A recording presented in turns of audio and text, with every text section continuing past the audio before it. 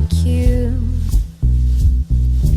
easily amused, fine mind and stuff soft. Everything is my fault. I take all the blame. I'll pass if I'm ashamed.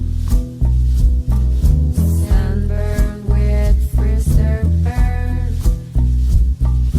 choking on the ashes of her enemy. In the sun, I feel as one. In the sun,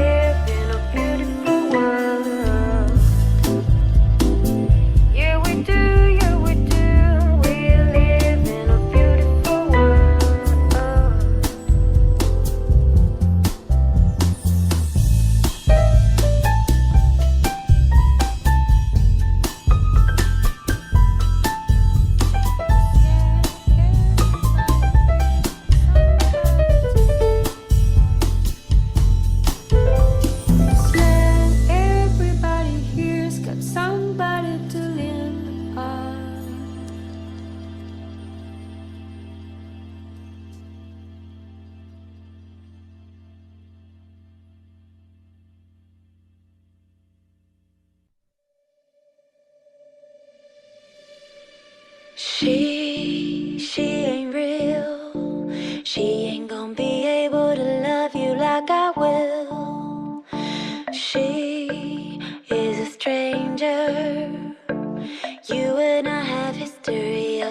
to remember. Sure, she's got it all, but baby, is that really what you want? Bless your soul, you got your head in the clouds. She made a fool out of you, and boy, she's bringing you down. She made your heart melt, now you're cold to the core. Now rumor has it she ain't got your love anymore. Rumor has it. Rumor has it. She is half your age, but I'm guessing that's the reason that you strayed. I heard you've been missing me. You've been telling people things you shouldn't be, like when we creep out and she ain't around. Haven't you heard the rumors? Bless your soul, you got your head in the clouds. You made a fool out of me, and boy, you're bringing me down. You made my heart melt, yet you're cold to the core. Now rumor has it I'm the one you're leaving her for. Rumor has it. Rumor has it. Rumor has it. Rumor has it. Rumor has it.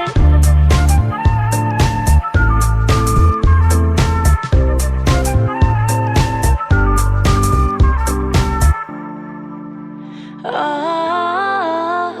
of these words whispered in my ear tell a story I cannot bear to hear. Just 'cause I said it, it don't mean that I meant it. People say crazy things. Rumor has it. Rumor has it. Rumor has it. Rumor has it. Rumor has it.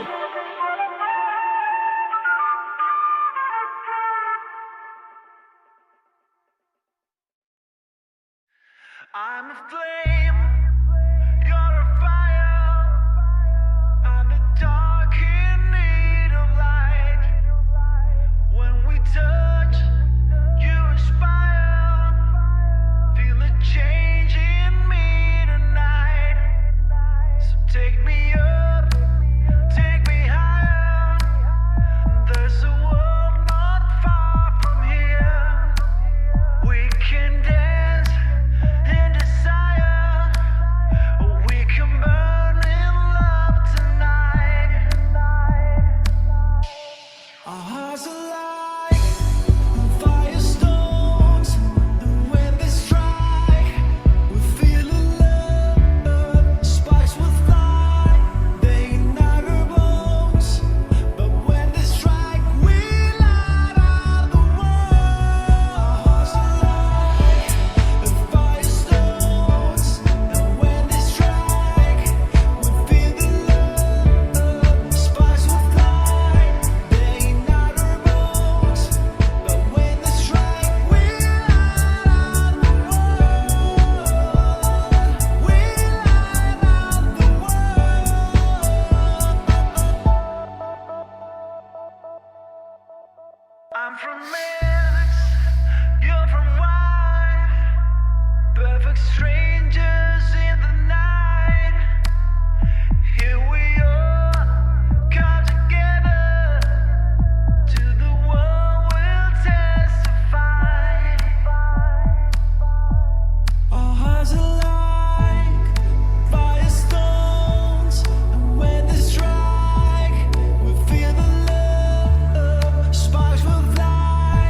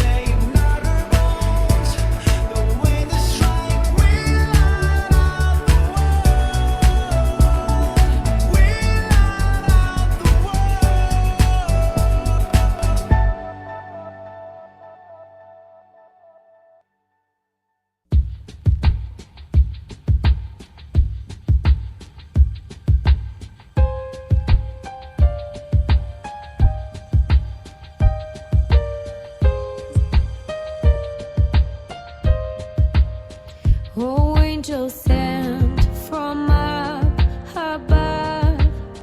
You know you make my world light up. When I was down, when I was hurt, you came to lift me up. Life is a drink and life's a drug. Oh, now I think I must be myself.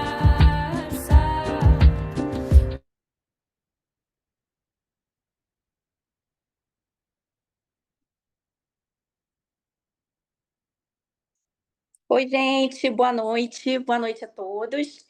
É com uma grande alegria, então, que a gente inicia o nosso webinar hoje, o nosso Amib no Ar, e por um tema que, de fato, é muito especial para mim, sem exagero nenhum, mostrou muita mudança na minha prática da medicina intensiva pediátrica, né? Nós como pediatras, a gente sabe, né, que os bebês, as crianças, eles não vêm com nenhum manual de instruções e no dia a dia a gente sente, de fato, que tem sempre alguma situação mais complexa, mais trabalhosa, a gente precisa ter um olhar mais atento. E o delírio é isso. Nós tivemos o Dia Mundial de Conscientização do Delírio em março e a oportunidade hoje de discutirmos sobre o tema que tem se mostrado cada vez mais importante, mais presente, tanto na neonatologia quanto na pediatria. Então, lembrando que o delírio, na verdade, ele estava ali o tempo todo, mas passava despercebido. E eu fico muito feliz de hoje a gente ter esse olhar mais atento, né? A gente saber que a avaliação de delírio no dia a dia é um cuidado melhor, é fazer um cuidado melhor, é lutar por uma qualidade de assistência, tá? E muitos, né, pesquisadores, inclusive eu, apoio a ideia de que o delírio deveria ser um novo sinal vital. Então, inclusive hoje eu vejo que no início, quando eu comecei a estudar delírio, eu estava meio solitária, mas eu vejo que tem muita gente interessada, a gente tem bastante gente aí participando. Queria falar para vocês que qualquer pergunta durante as nossas sessões é só colocar no Q&A, ok? Gostaria muito da participação de todos, façam bastante perguntas. Nós vamos ter 3 apresentações maravilhosas, tá? De pessoas que realmente estão ali no dia a dia, não só ali estudando à beira-leito, mas também na pesquisa, também na participação de formação de novos profissionais, tá? Eu vou apresentar cada um deles devagarinho, mas eu queria agradecer já de antemão a todos eles 3 pela participação, por estarem aqui compartilhando a sua experiência com a gente, tá? E cada dia a gente construindo uma terapia intensiva pediátrica melhor para as nossas crianças. Bom, a nossa primeira palestrante é a doutora Karina Nascimento Costa.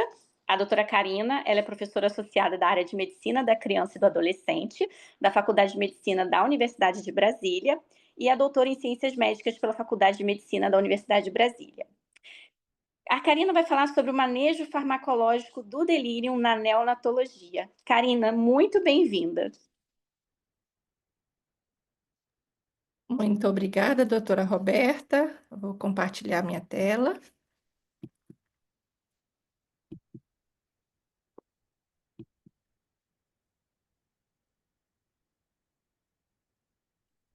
Estão vendo minha apresentação? Sim. Sim. Então, inicialmente, boa noite a todos. Eu fico muito feliz, com grande interesse, como a doutora Roberta falou. Gostaria de agradecer imensamente a doutora Roberta pela oportunidade de falar de um tema tão importante que é o delírio, e em especial na neonatologia.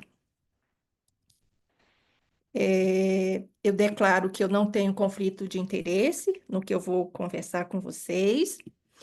E eu vou, antes de abordar a questão farmacológica, eu vou abordar alguns aspectos importantes do delírio com peculiaridades no período neonatal, como, por exemplo, a patogênese. Sabemos que a patogênese do delírio, ela inclui uma série de aspectos, dentre eles a neuroinflamação, o estresse oxidativo e os neurotransmissores.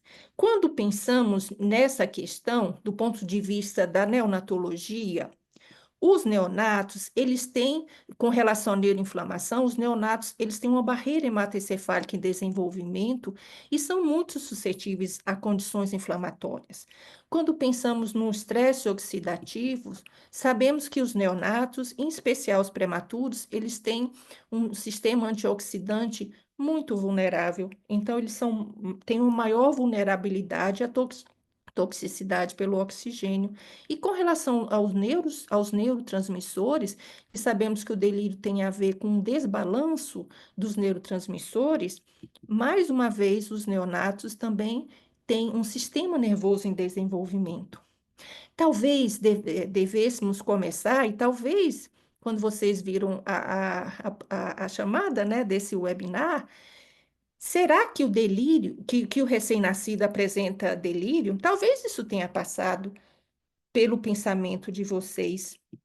Esse trabalho da doutora Elana Siegel, que é um trabalho muito citado, que é de 2020, ela avaliou aproximadamente 150 neonatos e viu que desses, 22% apresentaram delírio.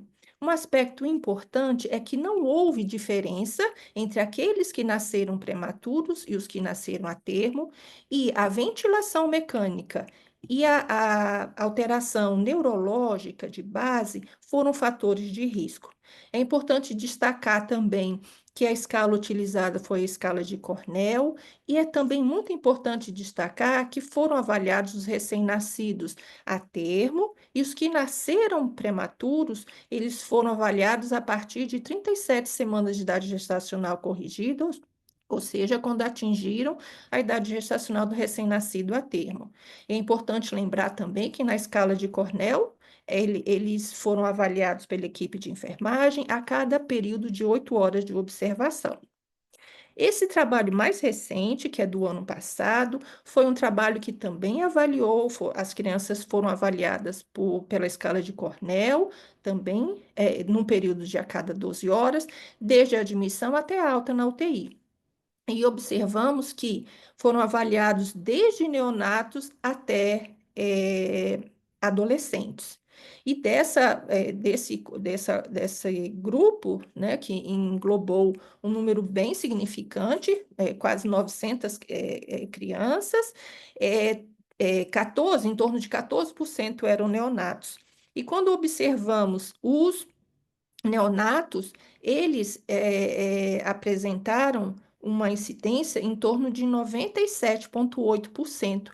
E quando observamos nessa figura aqui à direita da tela, com a setinha vermelha, observamos que quando se compara os neonatos com os adolescentes, o fato de ser um neonato colocou essa criança em risco bem maior de desenvolver delírio do que quando você compara com o adolescente. Então, vemos que delírio realmente existe na neonatologia.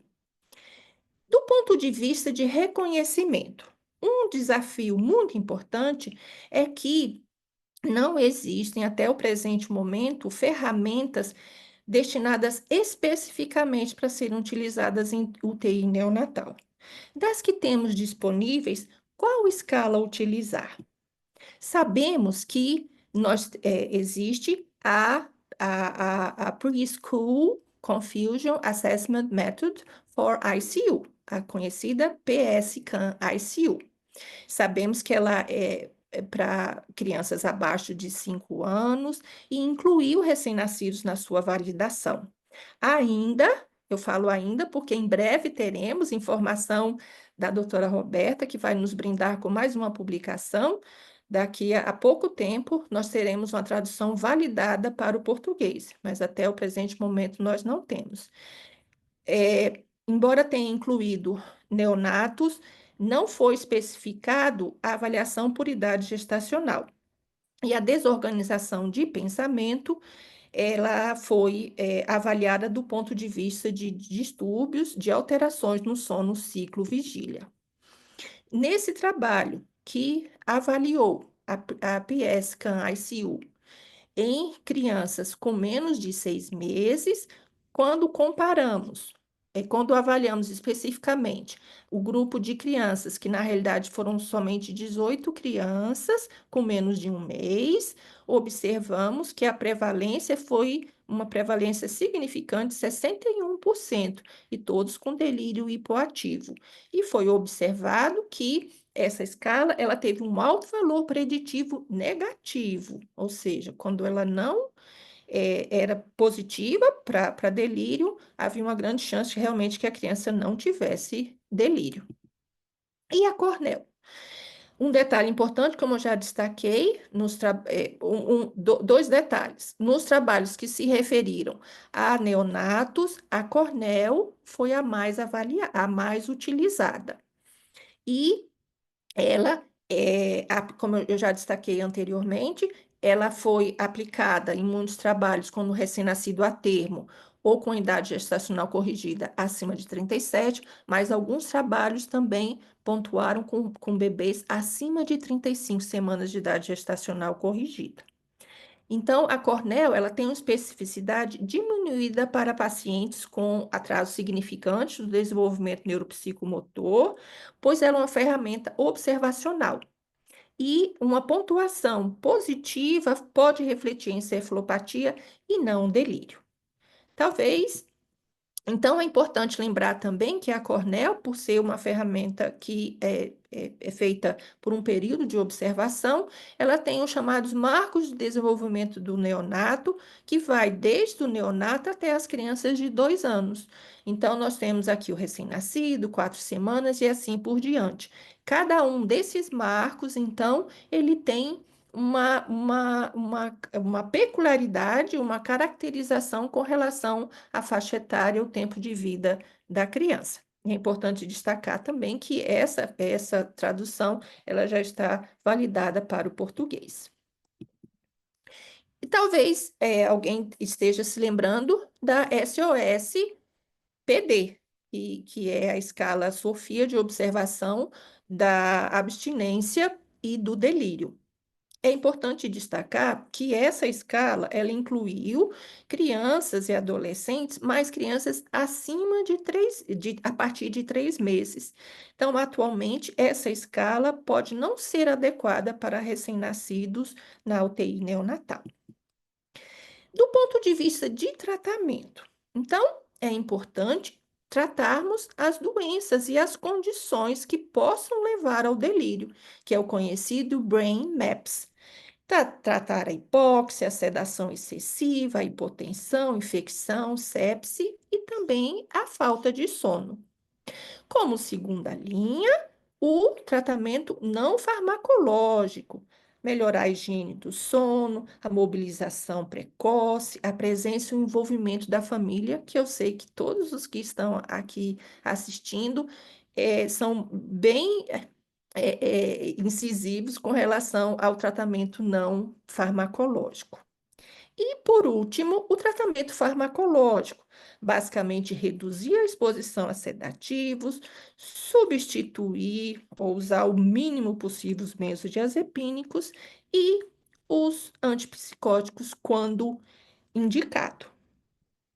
Do tratamento não farmacológico, é importante lembrar, então, dos bundles, que eu sei que os colegas que vão me suceder vão citar também, não tem como a gente não citar, que é o bundle, então, AF. E eu quero destacar aqui esse trabalho, que foi publicado ano passado, que foi chamado, então, o Baby Liberation, que inclui todos os aspectos do bundle AF, mas para bebês com menos de 6 meses de idade. E inclui aqui o G, que é a questão do ponto de vista de nutrição, da nutrição, da sucção não nutritiva. Então, muitos aspectos que são bastante seguidos nas UTIs neonatais. O uso criterioso de antipsicóticos, ele pode ser considerado para aplicação por curto prazo no delírio refratário aos cuidados de suporte e a otimização da medicação. Então, como vimos anteriormente, é a terceira linha dos protocolos de tratamento de delírio. E eles podem facilitar a remoção de outros medicamentos que levem ao delírio, após o que, se possível, eles devem ser suspensos. O primeiro antipsicótico, que é o haloperidol. Então, o haloperidol, ele é um antagonista do receptor antagonista de receptores dopaminérgicos, como já é do nosso conhecimento. Uma vantagem do haloperidol é que ele tem apresentação por via endovenosa. Então, se estivermos frente a um paciente em que o trato digestório não pode ser utilizado, o haloperidol é uma opção. As doses estão relatadas aqui em cima, 0,05 a 0,15 miligramas por quilo por dia, 2 a 4 vezes ao dia. Qual é a questão do haloperidol? Até 38% dos pacientes pediátricos apresentam efeitos adversos. Quais efeitos? Hipotensão, sintomas extrapiramidais, hipersedação, a síndrome neuroléptica maligna e mas esses sintomas, esses efeitos adversos, eles geralmente resolvem com a redução ou com a suspensão da terapia. E os chamados antipsicóticos de segunda geração. Eles também são antagonistas do receptor dopaminérgico, mas incluem também o serotoninérgico. Do ponto de vista dos estudos, e que não são muitos, que relatam o uso de antipsicóticos no período neonatal, a quetiapina é o mais referido. As doses estão aqui, 0,5 miligramas por quilo por dose, de 8 em 8. Se for feito um ajuste, ele deve ser feito a cada 48 a 72 horas, um aumento de 0,5 miligramas por quilo por dose, até um máximo de 6 miligramas por quilo por dia. Nesse trabalho, que está destacado aqui nessa faixinha cinza, foi um relato de poucos casos, mas recém-nascidos, com 4 a 17 semanas de vida, receberam a quetiapina. E é relatado que houve a melhora do delírio de 2 a 5 dias, mas uma questão muito importante dos antipsicóticos é que eles podem levar a um prolongamento do intervalo QT. Então, esse aspecto é importante ter em mente. Outro aspecto importante, e esse aqui é um relato de caso, que mostrou que a quetiapina, então a criança está usando um antipsicótico, especificamente a quetiapina, e sabemos que a quetiapina ela pode ter alterações metabólicas, em especial hipertrigliceridemia. E é um relato de caso, como eu falei, é de um bebê com idade de 2 meses, que estava utilizando quetiapina em baixa dose e foi observado que essa criança apresentou níveis de triglicerídeos muito altos, mas é importante destacar aqui que não foi relatado o nível basal. E então, optou-se por suspender a quetiapina, e após 5 dias de interrupção, o nível de triglicerídeo caiu para 214. Outros antipsicóticos, a risperidona, nas doses aqui relatadas, 0,1 a 0,25 miligramas por dia, ou 0,01 a 0,1 miligrama por quilo por dia, também pode levar a prolongamento do intervalo QT. E qual a vantagem se você pensa em um bebê com peso mais baixo da risperidona? É que ela é disponível em gotas. Então, facilita a posologia.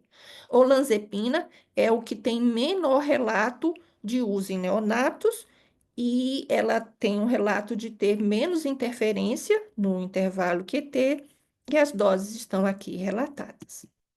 E outras medicações, por exemplo, a melatonina.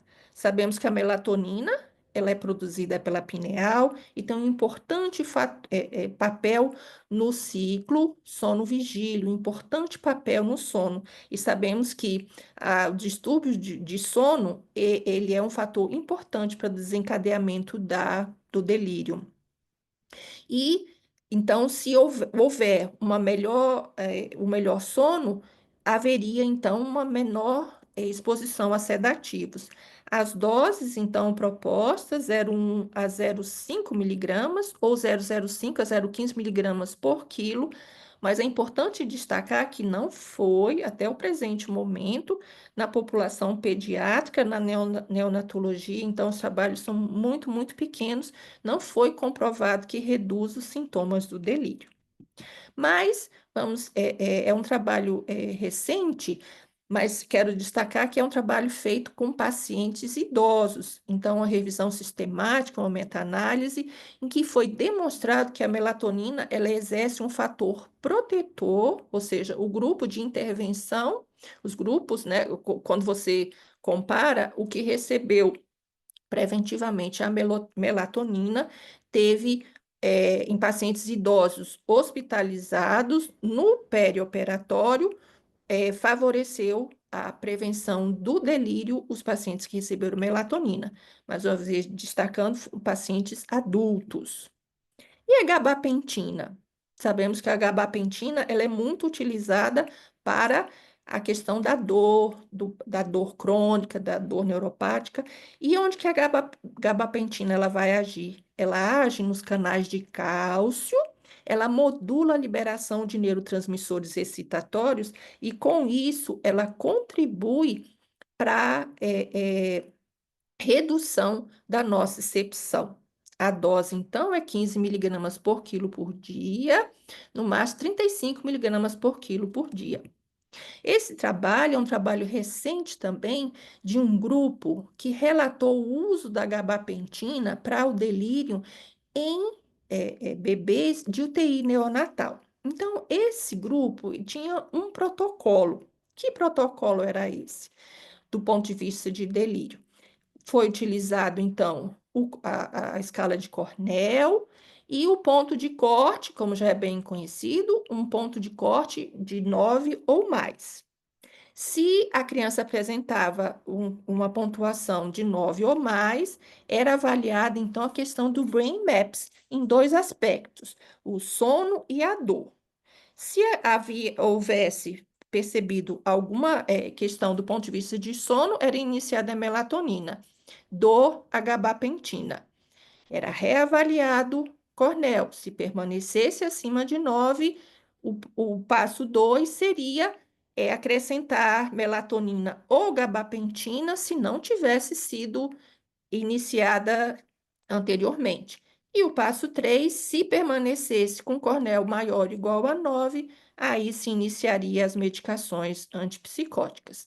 É importante destacar que o número não é grande, em torno de 30 bebês, e que a dose máxima de gabapentina, a dose por dia, ficou em torno de 14, que condizente com o que a gente falou no slide anterior, que a dose seria 15 por dia. O que foi observado?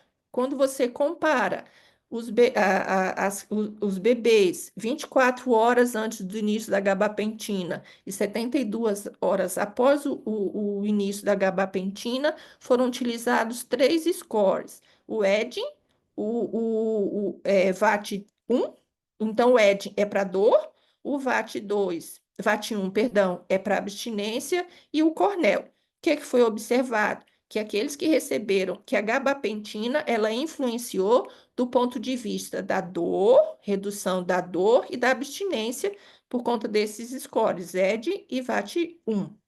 Mas não houve alteração do ponto de vista de Cornell.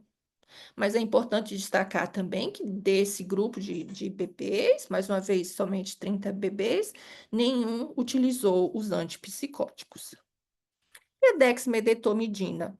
Então, os trabalhos mostram, e talvez também, até do ponto de vista prático, que a dexmedetomidina, o uso, ele aumentou substancialmente nas UTIs neonatais, em especial para delírio ou para agitação refratária, classicamente aquele prematuro com mais dias de vida, que apresenta uma agitação, que tem broncodisplasia, mas embora o uso esteja sendo mais e mais frequente, não há evidência suficiente para respaldar o uso rotineiro de dexmedetomidina nos neonatos.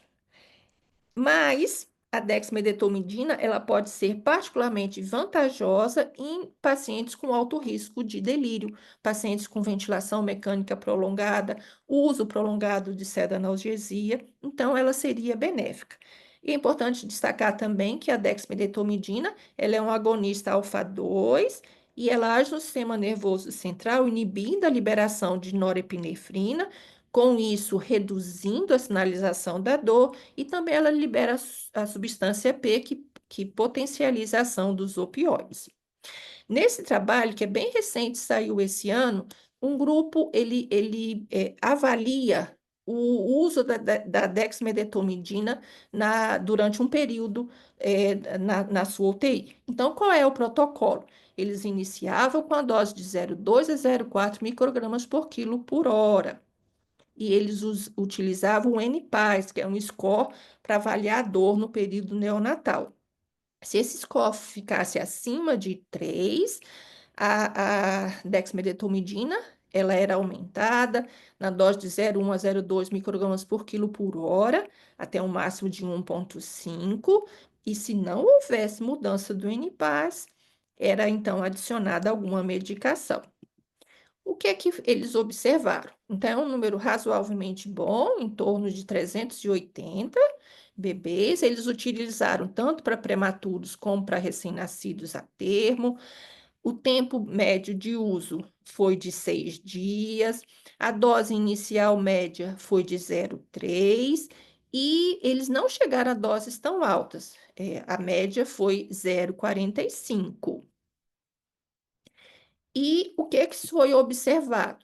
Do ponto de efeitos adversos, de todas essas crianças, 380, 5% apresentou. Qual foi o mais comum? A bradicardia. E é importante destacar que esse efeito adverso não se correlacionou com uma dose, ou seja, dar uma dose mais alta não favoreceu, nem com a duração do tratamento e nem com a idade gestacional, seja prematuro, seja termo, ou um ou outro não apresentou mais efeito adverso. Quais as possíveis consequências do delírio na população pediátrica? Sabemos muito. Ventilação mecânica prolongada, internação hospitalar em UTI prolongada, aumento de custos, aumento da mortalidade, declínio neurocognitivo, diminuição da qualidade de vida após a alta hospitalar. E no neonato? Qual seria a consequência a longo prazo do delírio para o neonato? Essa pergunta ainda está sem resposta. Embora saibamos que os neonatos na UTI neonatal, eles são mais vulneráveis aos efeitos adversos do delírio, pois estão com o cérebro em desenvolvimento e maturação. Então, quando a gente pensa nos prematuros. Mas é importante destacar que faltam estudos de segmento a longo prazo. Então, voltando à nossa pergunta inicial, existe delírio na UTI? O recém-nascido apresenta delírio? Sim, existe delírio na UTI neonatal. E ainda temos um longo caminho pela frente para entendê-lo. E quais são os desafios do conhecimento do delírio na UTI? É necessária, como a gente destacou, uma ferramenta validada que seja específica para o neonato e para o ambiente de UTI neonatal. É importante também destacar os fatores de risco relacionados à UTI neonatal. Devem ser estabelecidas intervenções seguras e impactantes para reduzir a intensidade do delírio. E a farmacocinética, isso não somente para os antipsicóticos, essa é uma questão importante na neonatologia.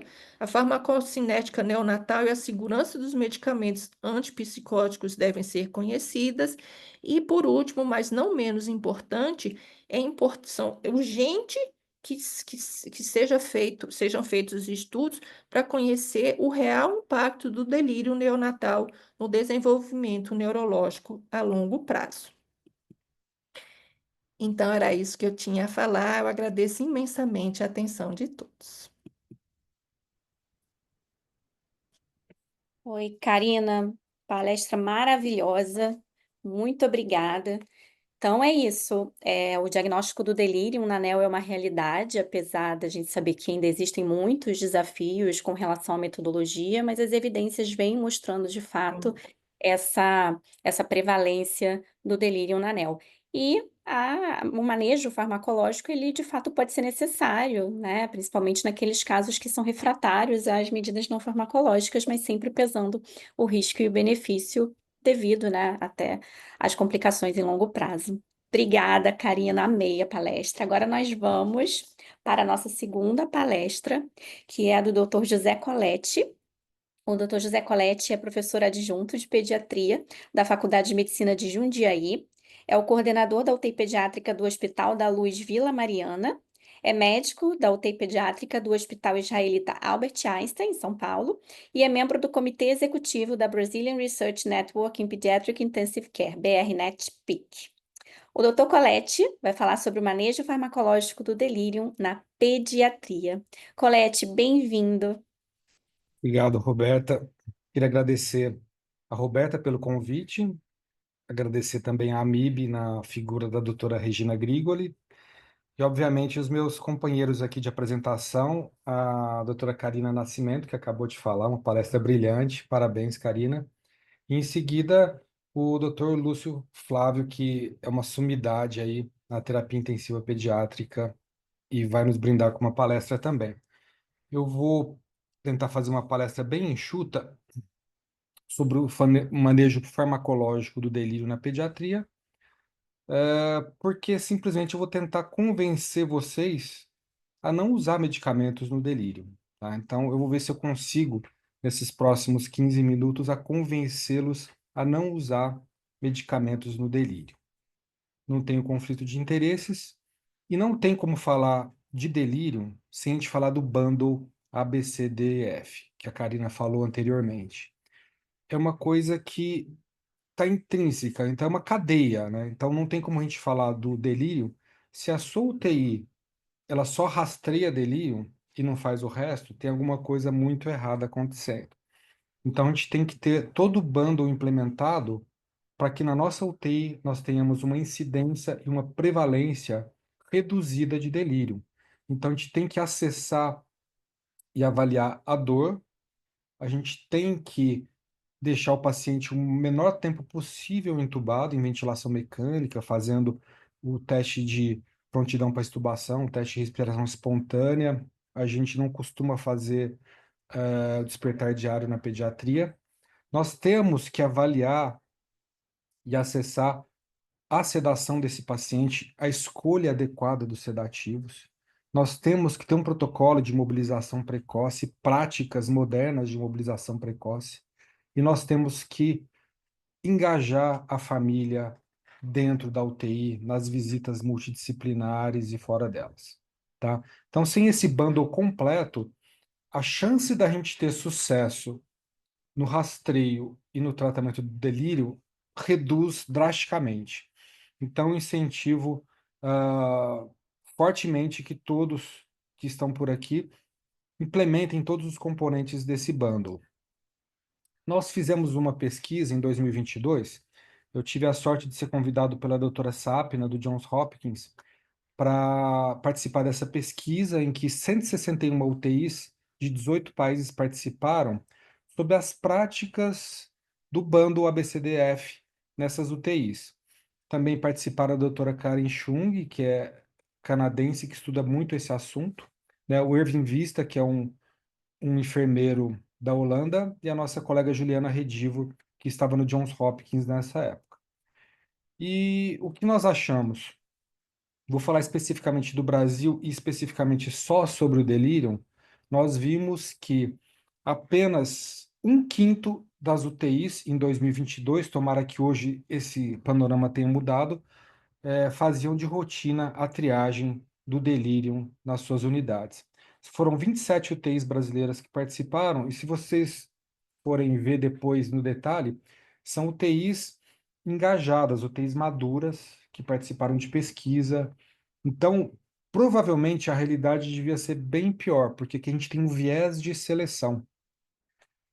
Pior ainda, dessas 27 UTIs, apenas 3 delas usavam uma documentação de rastreio de delírio a cada 12 horas. É muito pouco, né? Então, eu acredito que isso deva estar mudando, em parte pela pela Roberta aí, que advoga a favor dessa questão de triar o delírio, tratar o delírio, e do bundle mesmo, que ficou mais conhecido, eu acho que de todos. É um assunto recorrente agora, tanto em publicações quanto nos congressos, a gente tem visto. Então, eu acredito que essa realidade tende a melhorar, espero que esteja melhorando. Aí a gente se depara com esse paciente, que aqui a gente consegue contar uma série de fatores predisponentes para o delírio. E o paciente que está no meio disso tudo aí, ele pergunta: alguém aí rastreia delírio? Aí ele vai ver que um quinto das UTIs rastreiam delírio.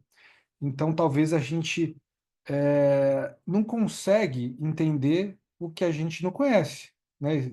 Se você não conhece o delírio, como é que você trata? Teve uma UTI que nós implementamos o rastreio do delírio alguns anos atrás, acho que uns 4 anos atrás. E, primeiro, quem faz o rastreio são as enfermeiras. E elas não conheciam o que é delírio. Depois que elas começaram a conhecer, aí elas viram quão frequente é o delírio. Nessa UTI em particular, a prevalência é entre 40% e 50%, ou seja, quase metade dos pacientes que estavam internados diariamente naquela unidade tinham delírio. E aí as enfermeiras começaram a reconhecer tanto o delírio hipoativo, que é mais difícil de reconhecer, quanto o hiperativo, através do uso da ferramenta. E a partir daí ficou mais fácil e as enfermeiras se engajaram. Mas se você não conhece, não sabe o que é, como é que você trata? Tá? É uma coisa que não tem como. Existem alguns relatos que chega até 82% em algumas UTIs a prevalência do delírio. As prevalências variam demais dependendo, né, do artigo que você olha. Mas o que chama muita atenção é que, independentemente disso, ele está associado ao risco de mortalidade. Então, é um assunto muito sério. A gente não rastreia e trata e tenta prevenir o delírio só porque é legal, mas porque está associado à mortalidade e morbidade também. Então, a gente tem uma morbidade que a gente não pode desconsiderar. Hoje em dia, a gente está estudando muito a síndrome pós-UTI, e o delírio é uma das coisas que mais fazem ter morbidade pós-UTI. Então, a gente tem que ficar muito de olho nisso aí, tá bom? Pensando nisso, a Society of Critical Care Medicine fez uma força-tarefa com esse monte de gente brilhante aqui.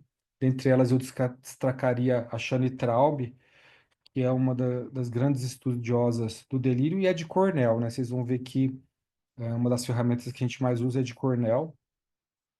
E eles publicaram esse bando para a gente ter as melhores recomendações sobre a utilização do bando OAF em alguns dos seus aspectos, entre eles o delírio. E em breve nós teremos também o Guidelines Europeu. Eles publicaram em 2024 um protocolo em que eles vão fazer uma coisa semelhante ao Pandem, que é esse aqui, com a visão europeia da coisa. De qualquer forma, isso é tudo muito recente, é tudo muito novo. Nunca se estudou tanto essa parte. Eu acho que o lançamento do bundle, do PICU Liberation, do bundle AF, foi um despertar para as nossas UTIs, né? E eu acho que esse despertar está chegando na ponta, e isso é muito interessante. Eu vou dar uma resumidinha no que diz o Pandem em relação ao delírio. Primeiro, usar escalas validadas. Depois eu vou mostrar uma série de escalas que a gente pode usar. E o Panda ele recomenda que se use a Pican ou a CAPD, que é a Cornell, desde a admissão até a alta. Existia um tempo atrás uma tendência a usar a escala só depois do terceiro dia, porque achava-se que o delírio só aparecia depois de um tempo de internação. Mas não, ele pode aparecer logo, por exemplo, um pós-operatório imediato, um paciente séptico, ele pode apresentar um delírio bem precocemente. Então, a partir da admissão, a gente já tem que aplicar as escalas, a gente normalmente aplica 2 vezes por dia. O uso de estratégias não farmacológicas é essencial, justamente porque a gente tem que evitar de usar os fármacos, tá? Então, a gente pode fazer a otimização da higiene do sono, isso é fundamental. Então, evitar a fadiga de alarmes, ter janela na UTI, tem muita UTI que não tem janela ainda, ou seja, não tem luz do sol, ruído excessivo, a gente advoga pela horinha do sono, né? Então, normalmente a gente pede para em dois momentos importantes, no meio da tarde e depois das 10 da noite, a gente apagar as luzes, reduzir ao máximo os ruídos da UTI, tudo isso otimiza a higiene do sono do nosso pacientezinho. As visitas multidisciplinares são fundamentais, tá? Em que a participação da equipe toda, fisioterapia, das enfermeiras, dos médicos, do farmacêutico, da fonoaudióloga, da psicóloga. E eu estou falando isso porque é o que acontece na minha UTI. A gente faz a visita com esse povo todo, o pessoal da CCH também participa, e a gente discute o caso na frente da família, né? A família não fica com dúvida e a gente incentiva a família a participar e também a participar dos cuidados da criança, né? Então, eventualmente dar banho na criança, aquela criança que tem estabilidade para isso, trocar a fralda da criança, ter o contato pele a pele, isso é fundamental. E é o componente F do nosso bundle. O envolvimento da família, que é complementar esse número 2, e também no atendimento direto ao paciente, como eu disse, de ter esse cuidado com o paciente, né? Então, tudo isso vai fazer com que nós reduzamos drasticamente o uso das medicações. A mobilização precoce, que é a letra E do nosso bundle, é importante ter um protocolo escrito, um protocolo em que a equipe toda se reúne em volta dele, idealmente usando escalas de estado funcional para essas crianças, tá? E tem muita coisa que não é barreira para mobilizar e muita gente acha que é barreira. Então não é porque o paciente está entubado com um catéter central que você não vai mobilizar. Tem muito paciente em ECMO que você consegue mobilizar. Diferentes graus de mobilização, obviamente, mas você consegue fazer isso, né? A pior coisa que tem para o paciente é ficar restrito com os braços amarrados, as pernas amarradas e sem mobilização nenhuma. Isso é uma receita maravilhosa para o delírio, e aí sim você vai ter que usar a medicação. Evitar benzodiazepínicos, isso também é muito importante. Esse ano nós levamos para o Congresso da Society of Critical Care Medicine um estudo mostrando uma redução drástica no uso de benzodiazepínicos depois que nós implementamos o bundle AF na nossa unidade. Junto com o nosso farmacêutico, a gente fez uma estatística e a gente viu que houve uma redução drástica. Não eliminou, porque a gente continua usando para os pacientes com condições neurológicas, convulsões, estado epilético e assim por diante, tá? Mas para o paciente habitual que a gente vai sedar para a ventilação mecânica, a gente não tem usado mais benzodiazepínicos, a gente tem usado o Precedex e um opioide, de preferência a morfina. Depois vocês vão ver um pouquinho mais para frente que a gente tem usado um pouco mais de propofol também, e isso pode ser um fator protetor. E a letra C do nosso bundle, né? A gente tem que ter um alvo de sedação, que antigamente paciente bom era o paciente em coma, sedado, faz -5, -6, que dá menos trabalho para a equipe, tanto do médico, quanto de enfermagem, quanto de físico. Mas os estudos mostraram que você mantendo um alvo de sedação mais leve, além de não fazer mal para o paciente, você mantém menos tempo de ventilação mecânica, menos efeitos adversos dos sedativos, e com isso você libera o paciente da UTI. Então a gente tem mantido como alvo, a não ser algum caso específico, um RAS de alvo entre 0 e -2. E a enfermeira avisa o médico se o RAS for maior que 0 ou menor do que 2 para ajustar a sedação, tá? Isso é importante. Mas você já fez tudo isso, você está implementando o bundle, né? Você tem janela, você faz a higiene do sono, a família participa, troca fralda, faz isso, faz aquilo. Mas a enfermeira fala: ó, fizemos tudo o possível, mas o score de delirium foi alto mesmo assim, tá? Aí a gente tem que pensar o seguinte: primeiro, existem alguns fatores que são próprios do paciente, são fatores de risco que a gente não consegue mudar. Um paciente com comorbidade é um paciente com comorbidade. Mas a gente tem que pensar dos fatores modificáveis. Então, se o paciente está com infecção, a gente tem que tratar aquela infecção, a gente tem que ser agressivo no controle de infecção, principalmente o paciente séptico, que tem maior chance de ter delírio.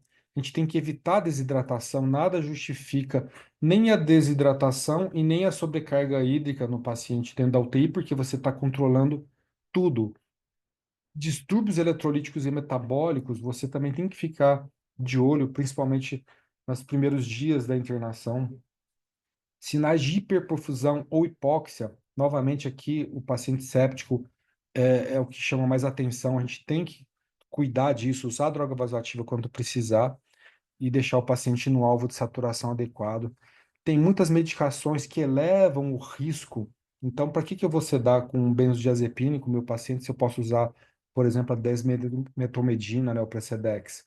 Então, a gente tem que rever, usar medicações anticolinérgicas, por exemplo, que a gente sabe que pode ter um risco aumentado de delírio. Então, a gente tem que ter essa escolha. Por isso que a visita com o farmacêutico clínico é importante. Ele vai ajudar a gente nesse sentido. A dor é outra coisa, e o controle da dor é um sinal de qualidade da UTI.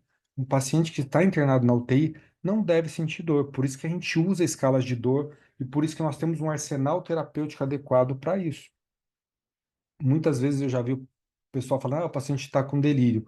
Aí você vai ver, não, ele está com dor, tá? Então não se justifica um paciente ter dor dentro da UTI, que é a nossa letra A do bundle, né? Então a gente pode usar a escala de FLAC revisada para os pacientes abaixo dos 6 anos, ou então os pacientes acima dos 6 anos, não verbais, que são os neuropatas e tudo, a gente pode usar a FLAC revisada, e qualquer uma dessas escalas verbais para os pacientes acima dos 6 anos, como a escala visual analógica, que a gente gosta de usar. A imobilidade é um fator importante também para a gente combater, então a gente tem que estar fechado com a equipe de fisioterapia e da enfermagem para que o paciente ele tenha, assim que possível, né, que ser mobilizado. Obstipação é outra coisa que a gente tem que ficar de olho e às vezes a gente relega a segundo plano, ele não fez cocô, tudo bem, vou esperar mais uns 2, 3 dias. Então a gente tem que realmente combater isso e, obviamente, a presença de invasões e contenção física, né? Então, a gente tem tentado, por exemplo, na nossa UTI, reduzir o máximo possível a contenção física, mas com segurança. A gente orienta muito as mães, que geralmente ficam o tempo todo dentro do leito, para ajudar a gente em relação a isso. E a gente tenta desinvadir esse paciente quão logo puder, de sondas e catéteres, sonda vesical, por exemplo, é uma invasão realmente que, para os pacientes mais velhos, acaba sendo muito pior. Enfim, tem um monte de coisa que a gente pode agir antes de já pensar em dar uma medicação para o paciente, tá? Mas, além de tudo, a gente não pode esquecer de usar a nossa escala de delírio. Então, normalmente a gente usa 2 vezes por dia, desde que o paciente interna até a alta. E nós temos aqui uma série de escalas de delírio, tá? O importante é que você use uma que as pessoas sejam treinadas nessa escala para que ela seja fidedigna. O Panden, ele sugere 2 escalas, que é a Pecan-SU e a CAPD, que é a Cornell, tá? Aqui a gente tem a questão de idade, né? Então a Pecan-SU acima dos 5 anos, a gente tem usado a CAPD, na nossa unidade a gente usa a CAPD para qualquer idade. Vocês vão ver que tem os pontos âncora, porque dependendo da idade você tem algumas mudanças discretas, ela é traduzida para o português, então a gente consegue usar isso com segurança, tá? E eu gosto muito da escala. O importante é usar uma escala, assim como a gente usa para dor, para sedação, para abstinência, a gente também tem que usar para o delírio, sempre concatenado com todas as outras letras do bundle. E uma vez que você fez tudo o que precisava fazer e o seu paciente pontuou alto em delírio ainda assim, aí você entra no mundo sem nada que a gente tenha de evidência. A gente tem muito pouca evidência. em tratamento farmacológico para o delírio. Então, esses dois cidadãos aqui, o Dr. Gordon Guia e o David Saquet, que inventaram a medicina baseada em evidência lá na Universidade McMaster, no Canadá, na década de 90, eles vão se revirar ali no caixão. Por quê? Porque as evidências são poucas, então são estudos observacionais, são relatos anedóticos. A Karina mostrou lá um relato de caso, enfim, é muito difícil você fazer um estudo randomizado e controlado na pediatria por questões éticas envolvendo o delírio, tá? Mas, de qualquer forma, tem estudos observacionais e a gente pode, a partir disso, melhorar o nosso conhecimento. A gente acaba extrapolando alguns estudos de adultos e não pensem que tem muito estudo de adulto também, porque não tem, tá? Eles também estão, atrás de evidências para eles. E a Karina, coitada, né? Na neonatologia, as evidências são mais parcas ainda. Então, tudo que a gente falar agora, daqui para frente, sobre a questão farmacologia, é um pouco de especulação, é um pouco baseado em algumas revisões, em estudos anedóticos, tá bom? Mas a gente tem que esperar chegar até um determinado limite em que você sabe que você já fez tudo pelo paciente e ainda assim ele está pontuando alto na escala que você usou para o delírio, tá? Aí nós temos algumas drogas que são os antipsicóticos. Tem o haloperidol, que está aqui sozinho, que é um antipsicótico típico, né, da primeira geração, e depois tem a risperidona, a olanzapina e a quetiapina.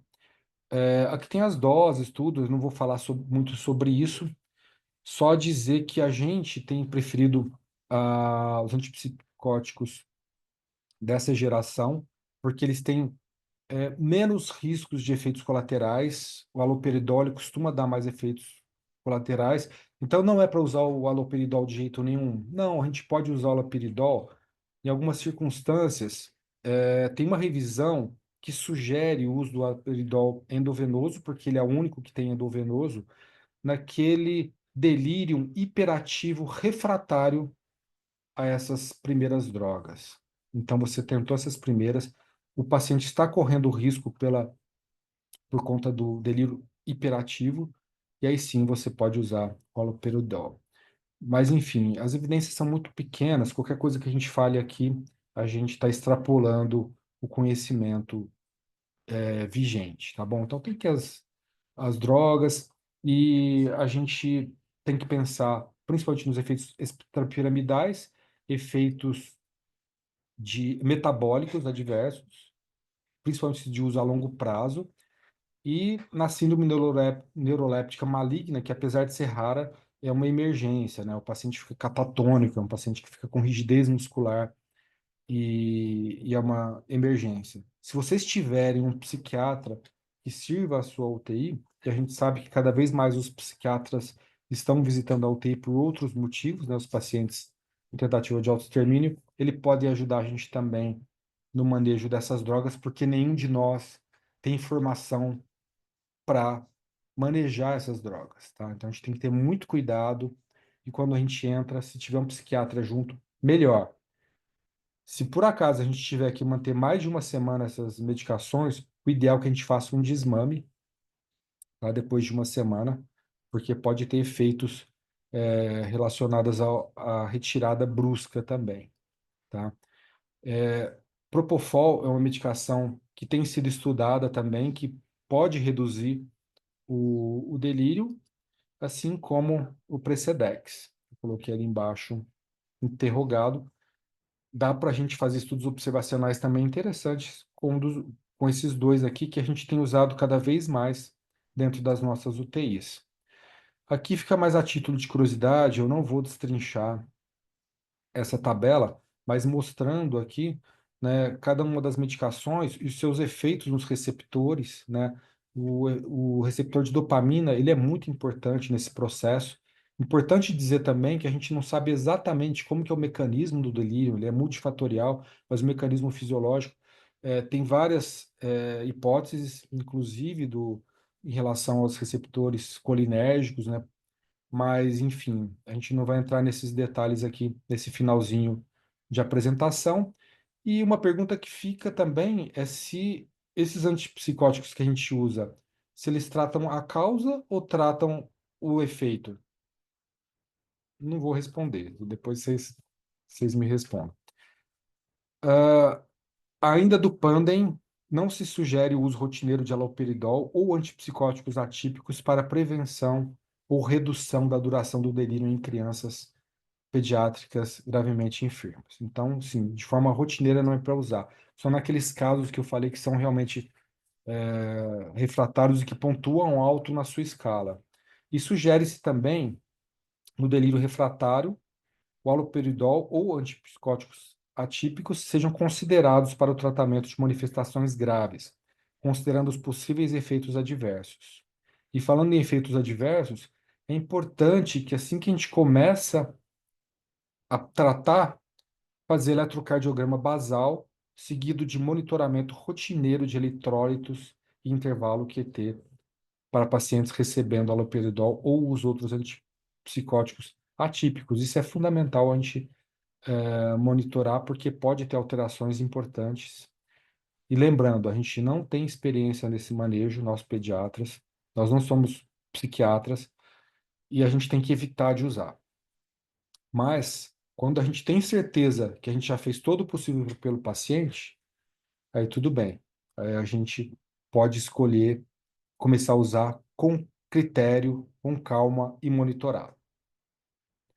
Esse era o recado que eu tinha para hoje, tá? E como a gente tem uma escassez muito grande de pesquisas em delírio, quem tiver uma ideia de pesquisa pode nos contatar aí por esse e-mail, que nós vamos ficar felizes em ajudar se for possível.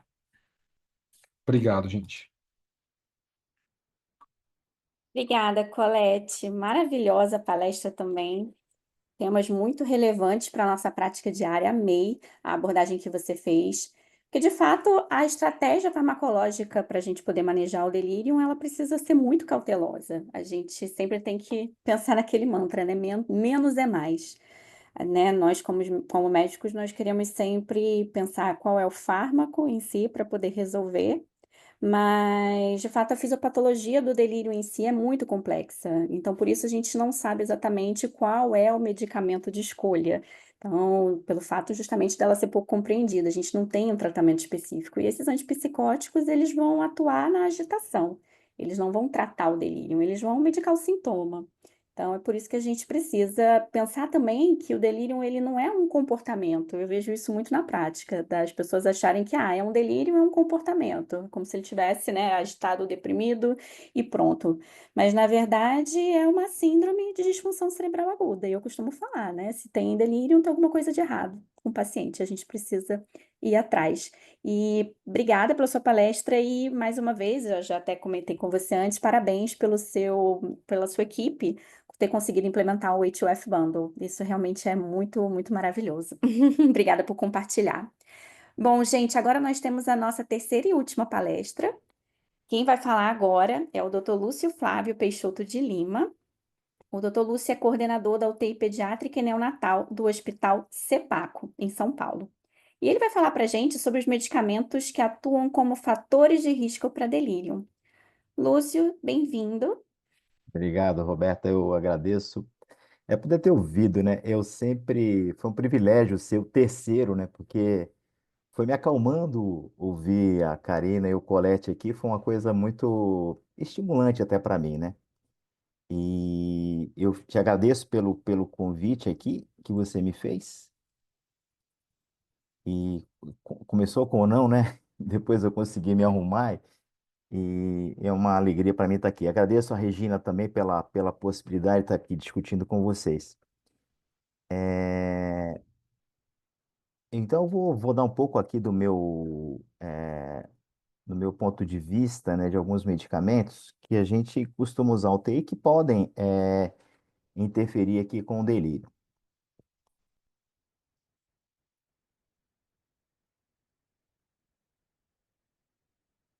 Então, a Karina já mostrou aqui anteriormente, mas só para a gente repetir e reforçar isso daqui, que a fisiopatologia do delírio ela é multifatorial. Mas existem aqui três linhas que podem culminar e desencadear o delírio, né? Primeiro, a hipoxemia ou desarranjos metabólicos, e eles vão resultar aqui numa alteração na síntese, na liberação de neurotransmissor, inflamação, né, e que vai liberar citocina, e essas citocinas também vão causar esse desbalanço de neurotransmissor, e algumas drogas que também vão causar o desbalanço. Então, independente da via, o fator comum, né, na fisiopatologia é esse desbalanço aqui em neurotransmissor, sendo do ponto de vista bem simplista aqui, mas para a gente poder entender melhor o impacto das drogas no delírio. Então, a primeira coisa aqui, e talvez esse seja a melhor evidência disso, é para comprovar uma relação, não comprovar, mas aqui é quase que uma estimativa de uma relação causal. Aqui não é só uma associação, estabelece uma relação de causa e efeito, né, entre os benzodiazepínicos e o desenvolvimento de delírio, né? Esse trabalho é da Cannitraub também, que desenvolveu a escala do CAPD, e aqui é muito interessante isso, a probabilidade de desenvolver delírio depois de uma exposição a benzodiazepínico. Isso controlando aqui para a ventilação mecânica, a gente sabe que é um fator de risco para delírio e opioide também. Então, quando você coloca um benzodiazepínico na prescrição de um doente, a chance de desenvolver delírio aumenta 4,42 vezes. Então, é muito provável que ele faça isso, né? E eu lembro quando tava em Salvador, né? Alguém me perguntou, mas vocês não usam benzodiazepínicos mesmo, né? Eu falei, não, não, a gente consegue viver sem eles, né? E eu lembro do processo de suspensão do benzodiazepínico, né? Do midazolam, e algumas pessoas resistiam àquilo, né? E como foi diminuindo, então ficou fácil de ver. A hora que você colocava o midazolam, você via a criança delirar no dia seguinte. Isso é fácil a percepção, vai acontecer isso.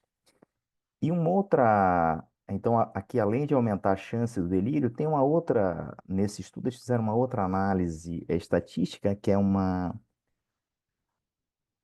estudo uma quase randomização, né? Uma modelagem aqui multifatorial que consegue estabelecer essa relação aqui entre a dose do midazolam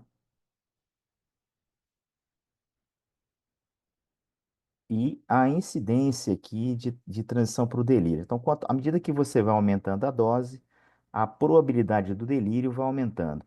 Então, isso aqui é um quase. Porque para você estabelecer a relação de causa e efeito, quer dizer, benzo causa delírio, teria que ser um RCT, né? Mas o método estatístico aqui, ele quase estabelece, ele estima muito, muito próximo essa relação causal. Então, para mim, aqui fica, apesar de não ser discutível o método, né, para a gente estabelecer uma relação de causa e efeito, fica muito próximo de estabelecer essa relação causal. Então, para mim, delírio é midazolam, benzodiazepina, não só midazolam, mas qualquer benzodiazepínico, ele causa delírio. E aqui não é só, aqui nesse estudo não foi só o benzo, qualquer lorazepam, inclusive, entrou aqui nessa pesquisa, nesse estudo e mostrou essa associação de benzo com delírio. Então, benzo é uma coisa que realmente a gente deve abandonar, exceto, como o Colette falou, em pacientes que requerem um anticonvulsivante, pacientes com status epiléticos. Aí sim a gente pode considerar, o paciente distônicos, a gente pode considerar o midazolam. Mas fora disso, não, não é mais necessário. E como que o benzo, eles induzem, eles propiciam o delírio, né? Primeiro que eles vão fazer uma modulação receptor, eles são agonistas de GABAminérgicos e vão causar depressão cortical. Então, o sensório do doente já fica meio abalado. Então, é difícil a pessoa se situar se ela está ali mais confusa, né? Então, ele deprime a atividade colinérgica e causa um desbalanço no neurotransmissor, além de comprometer a arquitetura do sono, né?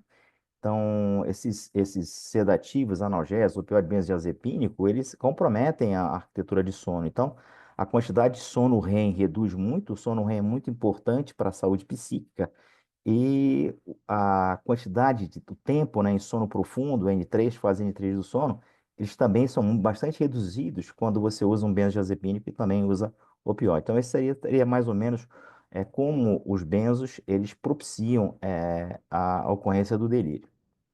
Esse outro estudo é um estudo em adulto, mostrando uma relação aqui linear entre a dose total de opioide, né, o uso de antipsicótico, quer dizer, a ocorrência de delírio hiperativo aqui. Então, quanto maior a dose, maior a chance de delírio, né? Tem um estudo também aqui pediátrico, e que fica difícil dar uma figura, mas ele só coloca um risco, mas isso também acontece em pediatria. Então, o uso de opioide também, quanto maior a dose de opioide, mais probabilidade desse paciente ter delírio.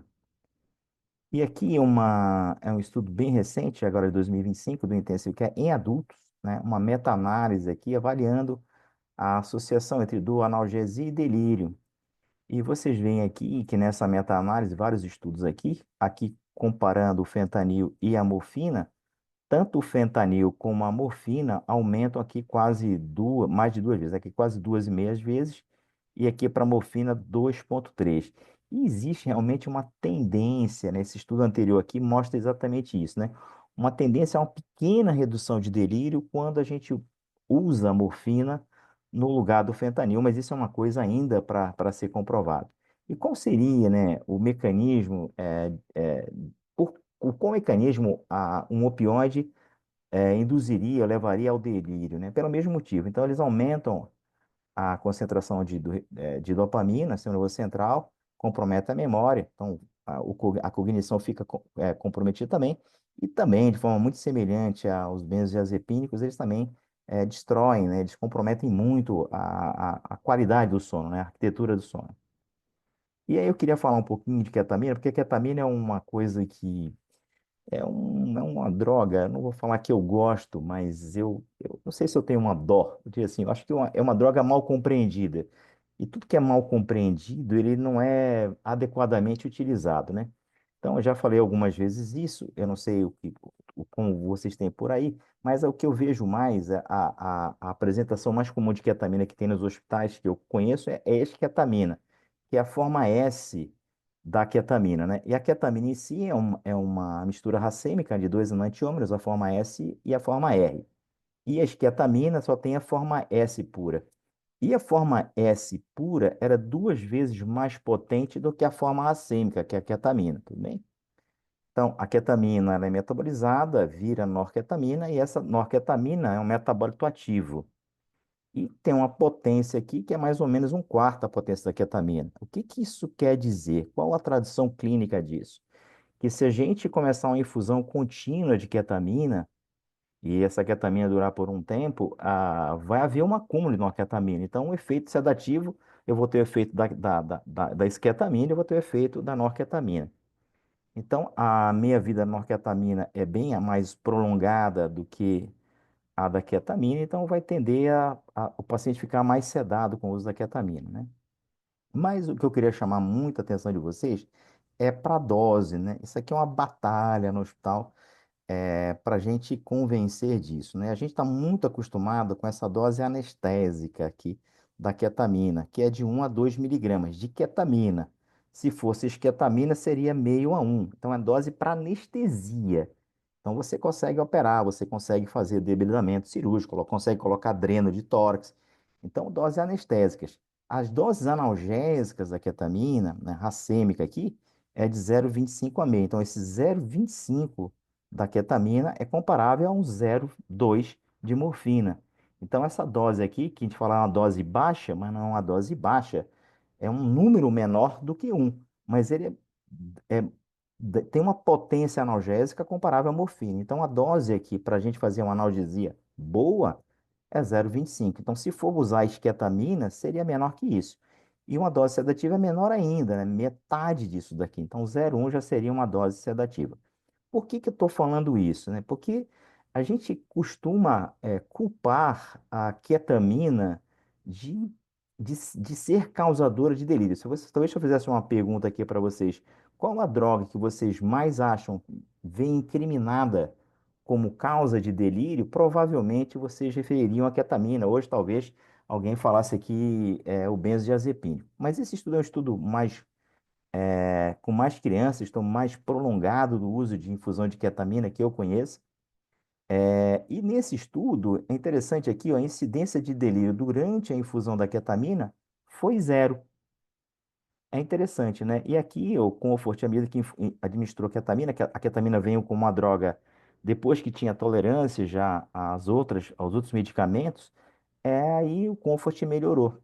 E aí se teve aqui redução de opioides, né? Com a infusão da ketamina.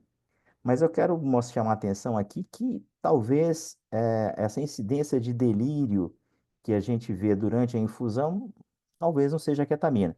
E eu chamo a atenção porque a dose que eles usaram aqui foram doses extremamente altas. Então usaram aqui, ó, micrograma quilo minuto. 15 microgramas quilo minuto equivale mais ou menos a 0,9.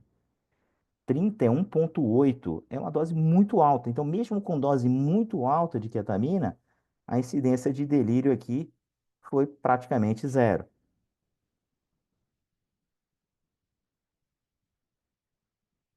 Eu não coloquei aqui, mas assim, o que que tá aqui? Tá aqui sim, ó.